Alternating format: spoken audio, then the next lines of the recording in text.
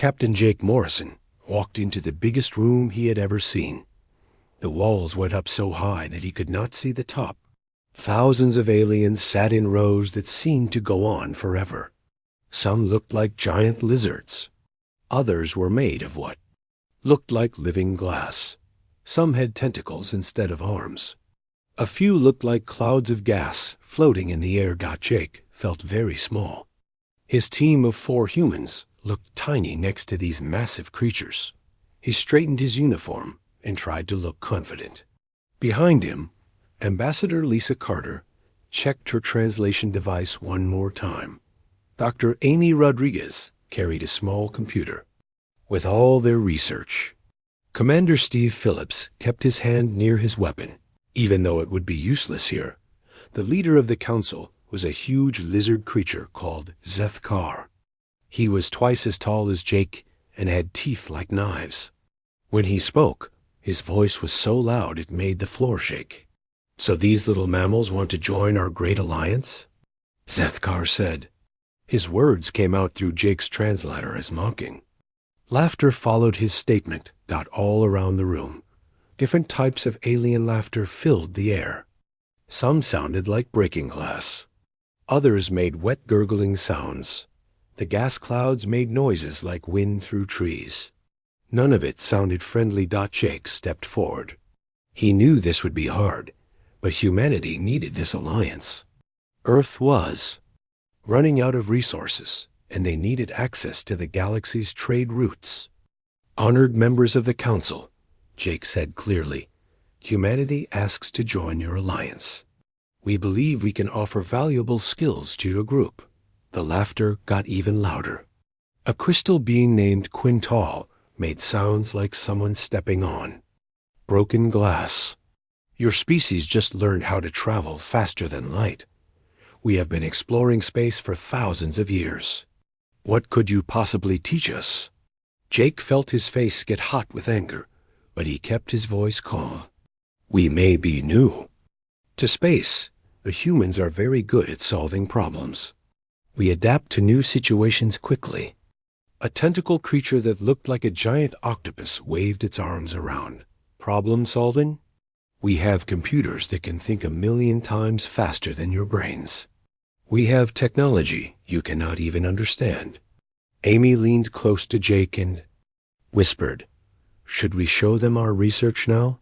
"Not yet," Jake whispered back. "Let them finish making fun of us first."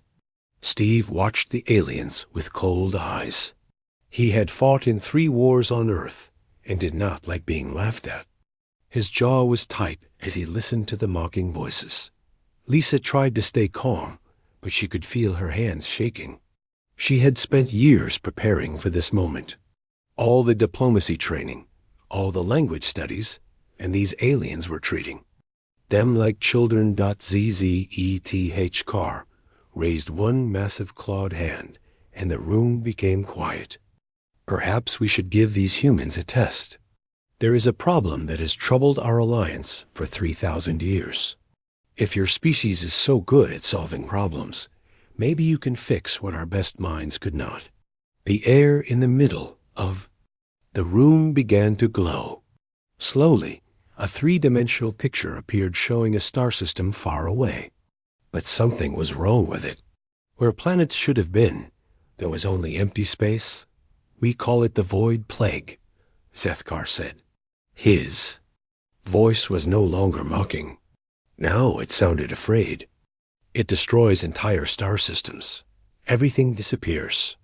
Planets, moons, even the space stations. Nothing is left behind." The picture changed to show more star systems. All of them were empty. Just stars floating alone in space with nothing around them. 47 worlds had been consumed, Zethkar continued. Billions of lives lost. Our greatest scientists cannot understand it. Our most powerful weapons cannot stop it. It moves from system to system, and we can only watch. Amy stared at the pictures with wide eyes. She had studied many strange things in space, but this was different. This was terrifying. "Our fleets have tried everything," said Quintal, the crystal being. Energy weapons, nuclear bombs, gravity manipulators. Nothing even slows it down.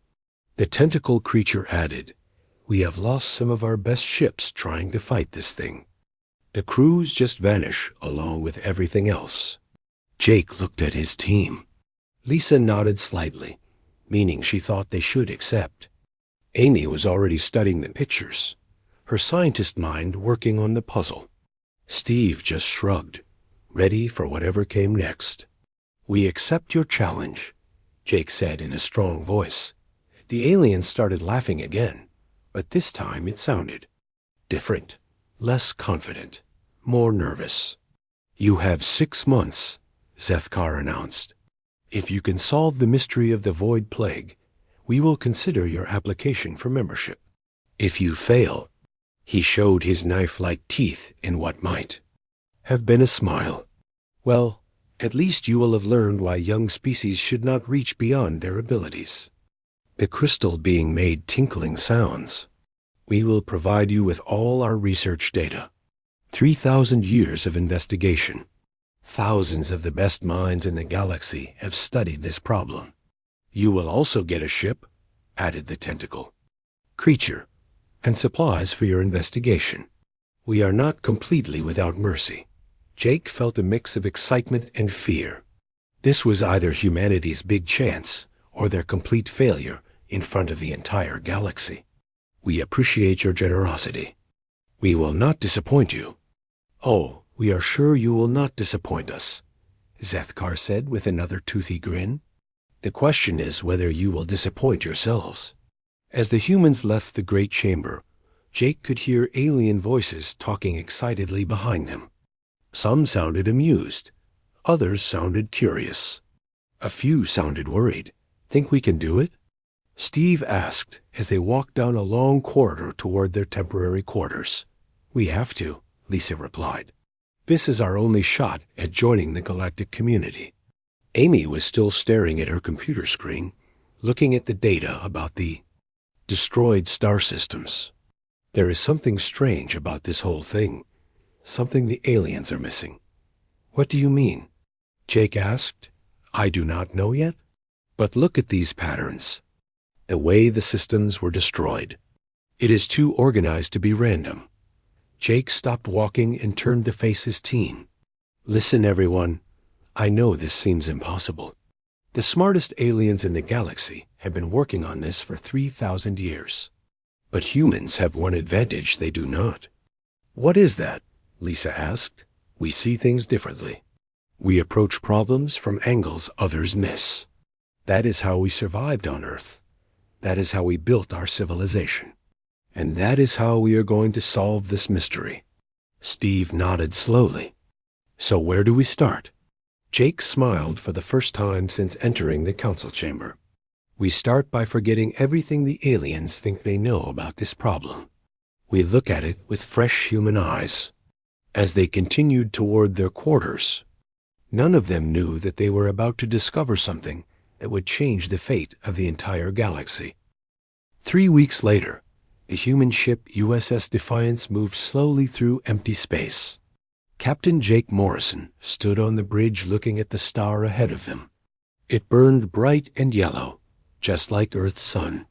But something was terribly wrong. There were no planets around it, no moons, no asteroids. Just empty space where a solar system should have been. "This gives me the creeps," said Lieutenant Commander Ben Hayes from his station. He was the ship's weapons officer, but there was nothing here to fight. A whole solar system just gone. Where did it all go? Dr. Amy Rodriguez was bent over her computer, studying numbers and charts that filled 3 screens. She had been working for hours without stopping. "The energy readings are very strange. This does not look like destruction at all." "What do you mean?" Jake asked, walking over to her station. Amy pointed at the colorful lines dancing across her screen. "Look at these patterns. When something explodes or gets destroyed, it leaves certain types of energy behind. But these readings are completely different." Communications Officer Kate Sullivan looked up from her radio equipment. I am getting weird signals from this area. Very faint, but they repeat in patterns. It is like someone is trying to send a message. Steve Phillips frowned at his tactical display. The screen showed the empty space around them, marked with different colors and symbols. These are not random energy bursts. This looks organized, planned. Jake studied the information, flowing across the screens. The aliens had been studying this problem for 3,000 years, but maybe they had been looking at it wrong. Amy, try something different. Don't look for what destroyed this place. Look for what might be building something. Amy's fingers moved quickly over her keyboard. Building something? That is an interesting idea. She started running new calculations, looking at the data from a completely different angle. Hours passed. The human crew worked with the kind of focused determination that had helped their species survive ice ages and world wars. They asked questions the aliens had never thought to ask. "Captain," Amy called out suddenly. Her voice was excited, but also scared. "You need to see this right away." Jake hurried over to her station. The main screen filled with a map showing the 47 destroyed star systems. But instead of random dots scattered across space, they formed a pattern. "My God," Lisa whispered from her diplomatic station. "It looks like someone is building something enormous." The destroyed systems formed a perfect geometric shape spanning several light years. Each missing solar system was like a piece in a giant puzzle. The void plague was not destroying things randomly. It was taking specific systems for a specific purpose. "But what is it building?" Ben asked, staring at the three-dimensional map. Jake felt his heart racing. This changed everything. "Kate, send a message to the Galactic Council. Tell them we need an emergency meeting." "What should I tell them?" Kate asked, her hands ready. "Over the communication controls. Tell them we found something important.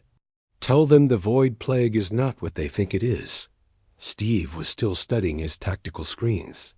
"If this thing is building something this big, it must have incredible power. Why has nobody detected it before?" "Because they were looking for an enemy," Amy said, her voice full of wonder.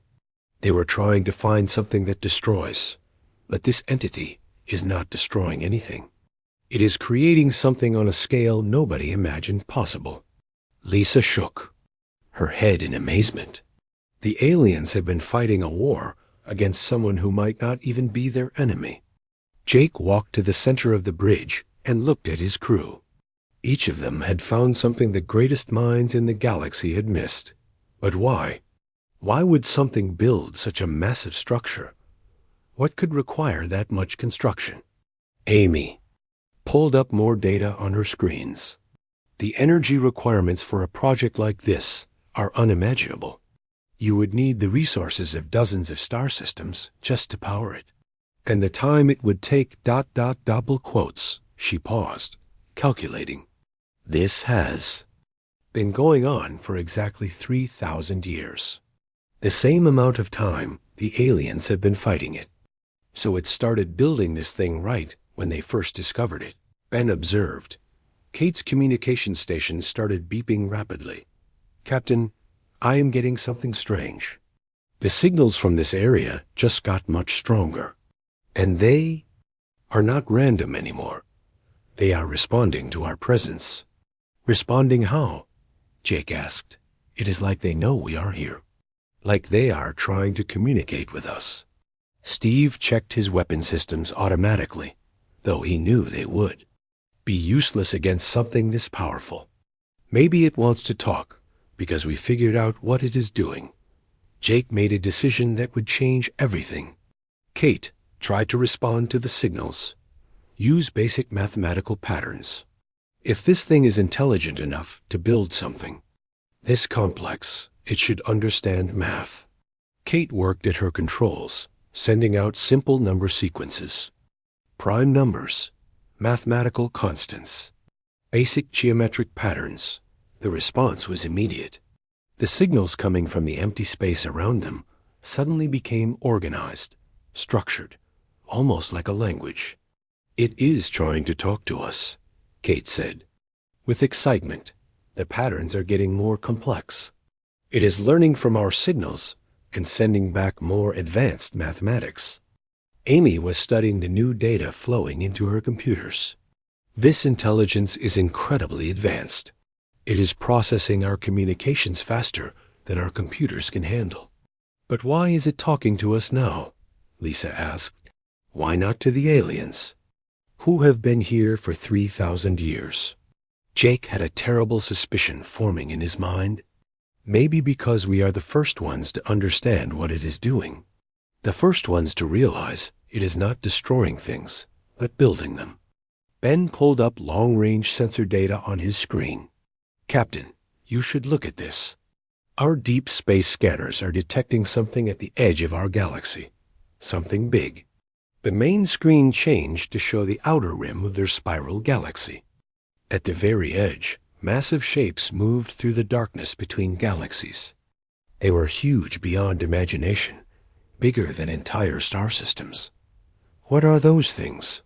Steve asked quietly. Amy ran the sensor data through her computers. The results made her face go pale. Based on their size and movement patterns, they appear to be artificial constructs. Ships, maybe. Or weapons platforms. "How big are they?" Jake asked. "Each one is larger than our entire solar system," Amy replied in a whisper. The bridge became very quiet. Everyone stared at the screen, showing the massive objects moving slowly toward their galaxy.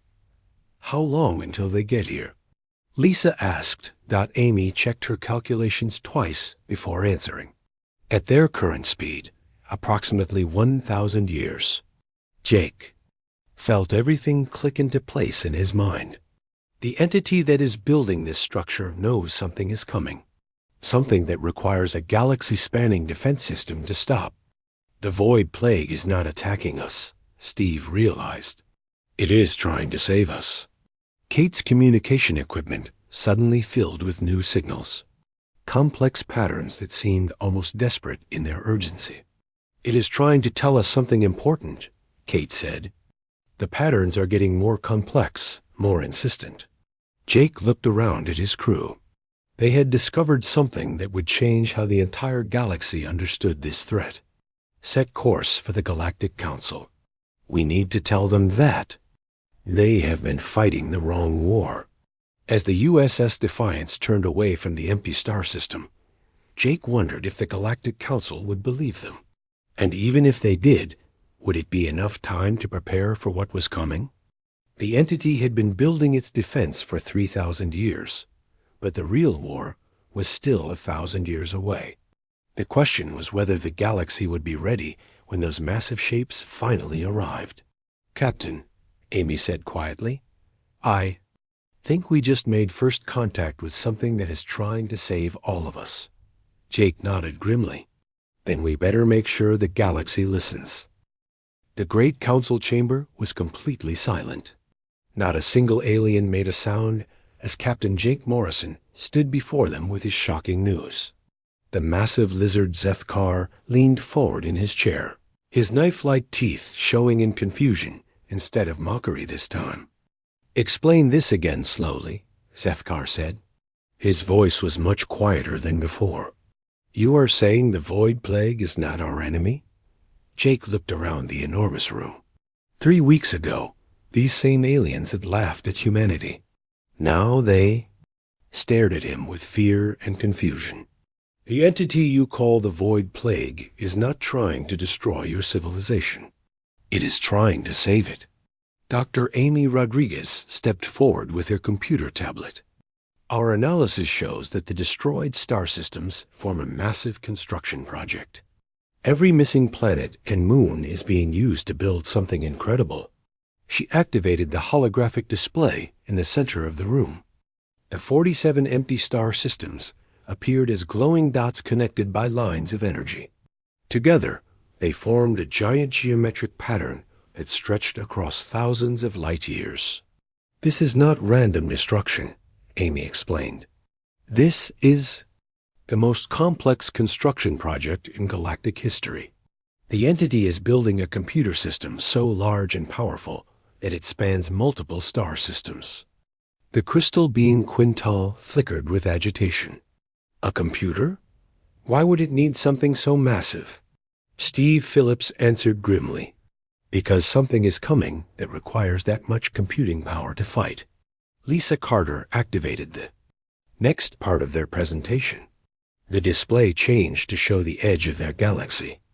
Massive dark shapes moved slowly through the empty space between galaxies, heading straight toward them.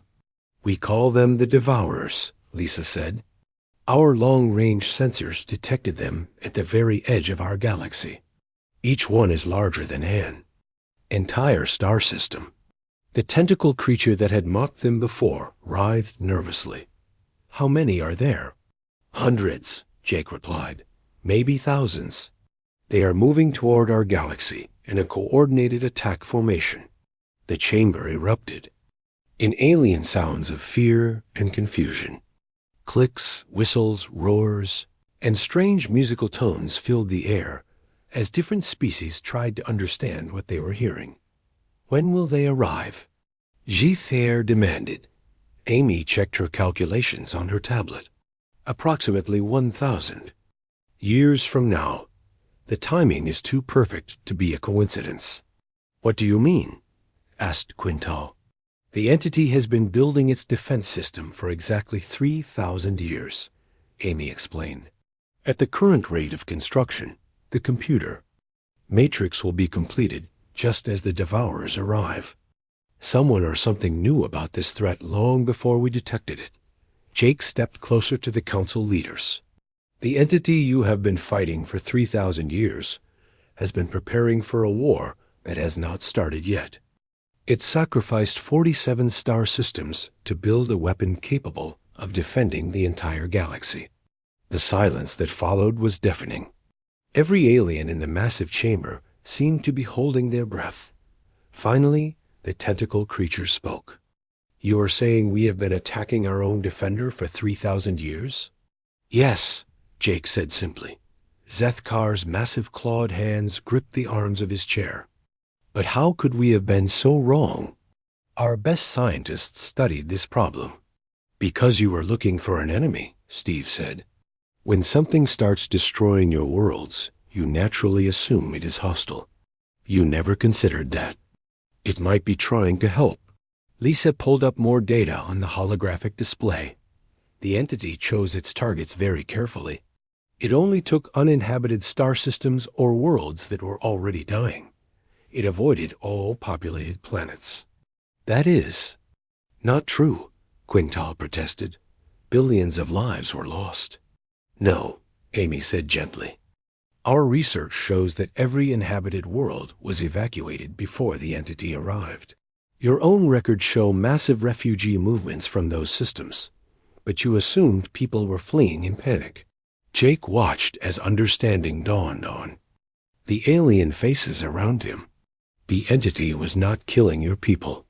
It was saving them while taking only what it needed for the defense. But why did it not communicate with us? Zethkar asked. Why did it not explain what it was doing? Maybe it tried, Jake suggested, but you were too busy fighting it to listen. Or maybe it operates on such a different level that communication seemed impossible. Ben Hayes, who had been studying tactical data, spoke up. The entity might not even be from our galaxy originally. The technology required for this kind of construction is far beyond anything we have seen. You think it came from outside our galaxy? The tentacle creature asked. It is possible, Ben replied. Maybe it survived an attack from these Devourers before. Maybe it came here to warn us and help us prepare.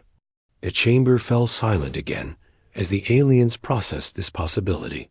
They had spent 3,000 years fighting someone who might have traveled across the universe to save them.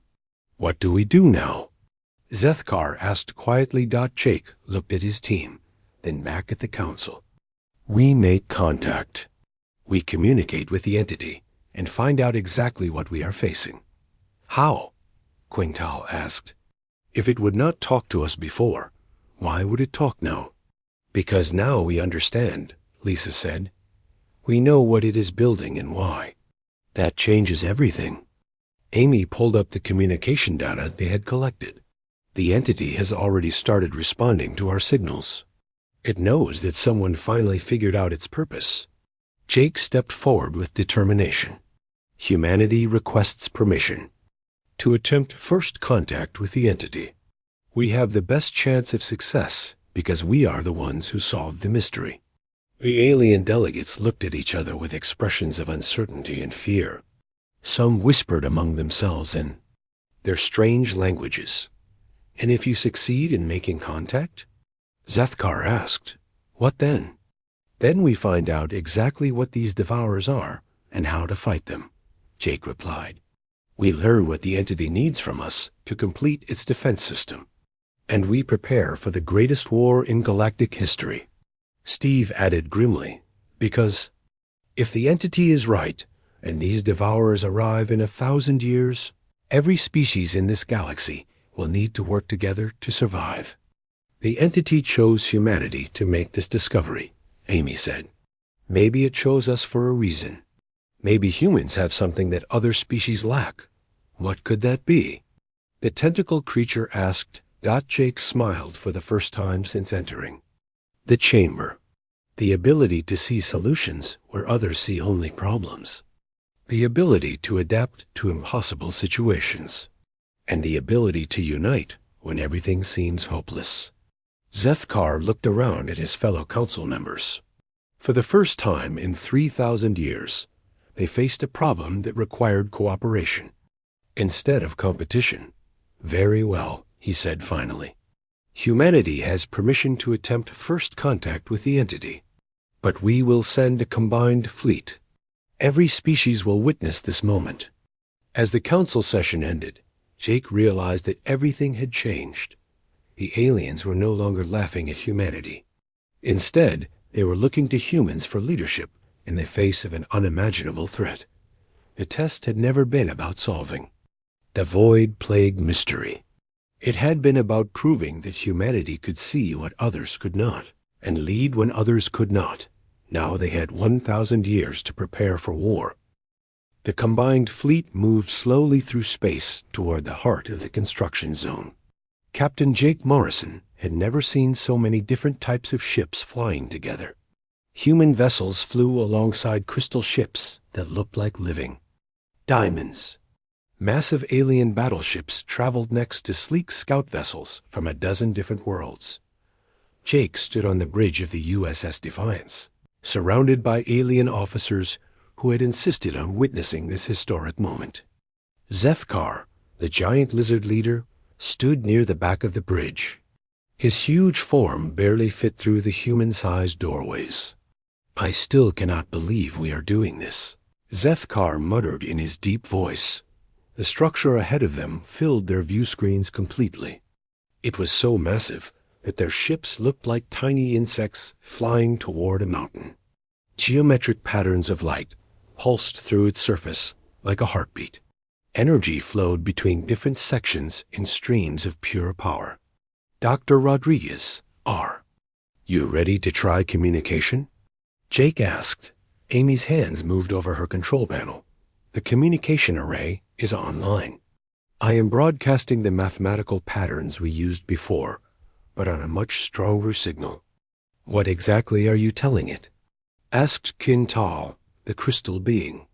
Her voice sounded like wind chimes in a gentle breeze. That we understand what it is building, Lisa Carter replied from her diplomatic station. That we know about the threat, coming from outside our galaxy, that we want to help. The response was immediate and overwhelming. The entire structure lit up like a star. Waves of energy pulsed outward from its center, washing over every ship in the fleet. The alien officers stepped backward in fear, but the humans remained calm. Communications Officer Kate Sullivan worked frantically at her station. It is responding to all of us at once. It is downloading information from every ship in the fleet. Learning our languages, Steve Phillips observed, watching his tactical displays. all of them simultaneously. This thing processes information faster than our computers can measure. Then something incredible happened. Instead of hearing words through their communication systems, everyone on the bridge began to hear a voice directly in their minds. It was vast and ancient, but somehow gentle. "I am the Guardian," the voice said without using sound. "For 3,000 rotations, I have prepared for what is coming. Your species fought me because you did not understand. Now you understand. Now we can prepare together." The alien officers reacted with shock and fear. Some had never experienced telepathic communication before. But Jake stepped forward calmly. "We understand the threat now. Show us what we are facing." The space around their ships transformed into a massive three-dimensional display. They could see their entire galaxy from the outside, spinning slowly in the cosmic void. At the edge of the galaxy, dark shapes moved through empty space like enormous predators. "The Devourers," the Guardian's voice continued. "They consume entire galaxies to feed their expansion across the universe. They arrive in 900 rotations. Without the computational matrix I am building, all life in this galaxy will end." Amy stared at the display with growing horror. Each of the approaching shapes was larger than anything she had ever imagined. How many galaxies have they destroyed? Countless millions. They have been consuming reality itself for eons beyond measure. Only perfect coordination of every world, every ship, every mind can create a defense strong enough to stop them. Ben Hayes studied the tactical projections. The scale of this threat makes our wars look like children playing with toys. No single species could fight something like this. That is correct. That is why I needed the computational power of 47 star systems. To coordinate a galaxy-wide defense. To calculate battle strategies involving billions of ships and trillions of beings. Zethkar's massive form shook with emotion. "We attacked you for 3,000 years while you were trying to save us. How can you forgive such stupidity?" Forgiveness is not required. Understanding is. Your species reacted to perceived threat in the manner of all intelligent life. This is expected behavior. Jake felt the weight of responsibility settling on his shoulders. Why did you let humanity solve the mystery? Why not reveal yourself sooner? The humans were the first to see the pattern correctly. The humans understood. Construction where others saw destruction. The humans will coordinate the preparation because they possess the necessary qualities. What qualities? Lisa asked. The ability to adapt to impossible circumstances. The ability to find solutions where others see only problems. The ability to unite different groups when survival depends on cooperation. The tentacle creature from the council writhed nervously. You want humans to lead the galactic defense? They are the youngest species in our alliance. Age does not determine capability. The humans have proven they can see what others cannot. They will guide the preparation while I complete the computational matrix. Jake looked around at the alien officers on his bridge. Some looked afraid. Others looked doubtful. But slowly, understanding began to show on their faces. What do you need from us? Jake asked. Every world must contribute. Every species must share their technology and knowledge. The next 900 rotations must be used to build ships, train warriors, and prepare defenses on a scale never before attempted. Amy pulled up data on her computer. The resources required for a galactic defense would be enormous. Every planet would need to focus completely on military preparation. Correct. Normal life must be suspended. All energy must be directed toward survival. The alternative is extinction. Steve studied the tactical requirements appearing on his screens. We would need to build millions of ships, train billions of pilots and soldiers, create weapons that do not exist yet. All of this is possible if every species works together. The computational matrix will coordinate construction, training, and deployment. But leadership must come from those who can adapt and inspire. Jake felt the eyes of every alien on the bridge looking at him. 3 weeks ago, they had laughed at humanity. Now they were being asked to follow human leadership in the greatest war in galactic history. "We accept the responsibility," Jake said firmly. "Humanity will coordinate the galactic defense preparation. The preparation begins immediately. I will share all knowledge of the Devourers with your species. You will share this knowledge with all others. Unity is the only path to survival." As information began flowing into their computers, Jake realized that everything had changed forever.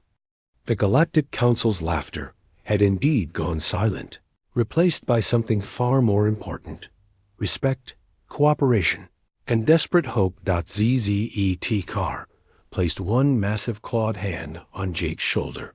"I apologize for our mockery, Captain Morrison. We did not understand what your species could accomplish." Jake looked out at the massive construction surrounding them, then at the display showing the approaching Devourers. "We have 9 centuries to prepare for the biggest fight in galactic history. We will need every species, every world, every mind working together. Under human leadership," Quintal said, her crystal form flickering with what might have been. "Respect, under united leadership," Jake corrected. "Humans may coordinate, but this defense belongs to everyone. We succeed together, or we fail together." The Guardian's voice filled their minds one final time. The real war begins now. 900 rotations to prepare. Use them wisely.